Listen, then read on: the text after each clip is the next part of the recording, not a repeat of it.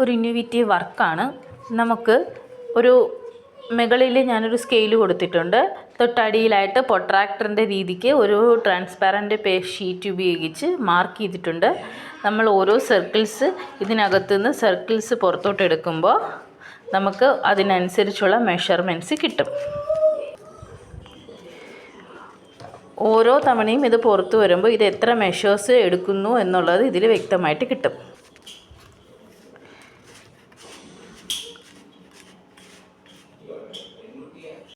ഇതിപ്പോൾ ഒരു സർക്കിളിൻ്റെ 90 ഡിഗ്രിയാണ് വന്നിരിക്കുന്നത്. അത് നമുക്ക് അവിടെ അറിയാൻ പറ്റും. അതുപോലെ നമ്മളിത് ഫുള്ളായിട്ട് എടുത്തു കഴിയുമ്പോൾ ഓരോ സർക്കിൾസിലും ഇത് എത്ര ഡിഗ്രി വെച്ച് കൂടുന്നു എന്നുള്ളത് അറിയാൻ പറ്റും.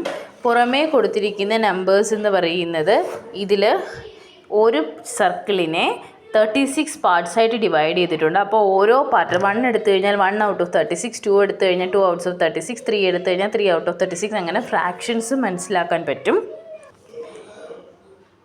ഇനി ഇതിൽ സ്കെയിൽ കൊടുത്തിരിക്കുന്നത് എന്താണെന്ന് വെച്ച് കഴിഞ്ഞാൽ നമുക്കിതിൽ ഒരു സർക്കിൾസ് മാത്രമല്ല പല മെഷേഴ്സിലുള്ള സർക്കിൾസ് ഇൻസേർട്ട് ചെയ്യാൻ പറ്റും. പല മെഷേഴ്സിലുള്ള സർക്കിൾസ് കൊടുത്തു കഴിയുമ്പോൾ അതിൻ്റെ റേഡിയസ് അളക്കാൻ കഴിയും. ഈ റേഡിയസ് അളന്നതിന് ശേഷം നമുക്കിതിൻ്റെ ആർക്ക് ലെങ്ത്തും അതുപോലെ അതിൻ്റെ ഓരോ സെക്ടറിൻ്റെയും ഏരിയയും, അതായത് നമ്മളിപ്പോൾ ഇത് തിരിച്ചു വരികയാണെന്നുണ്ടെങ്കിൽ ഇപ്പോൾ ഇവിടുത്തെ ആംഗിൾ എന്ന് പറയുന്നത് 70 ഡിഗ്രിയാണ്. 70 ഡിഗ്രി വിത്ത് റേഡിയസ് എത്രയാണെന്ന് വെച്ച് കഴിഞ്ഞാൽ മെഷർ ചെയ്യാം. 20 സെൻറ്റിമീറ്റേഴ്സ്. അത് വെച്ച് നമുക്ക് ആർക്ക് ലെങ്ത്തിൻ്റെ സെക്ടറിൻ്റെ ഏരിയ വെച്ചും ആർക്ക് ലെങ്ത്തിൻ്റെ ഏരിയ വെച്ചും ഇത് എത്രയാണ് എന്നുള്ളത് കണ്ടുപിടിക്കാൻ പറ്റും.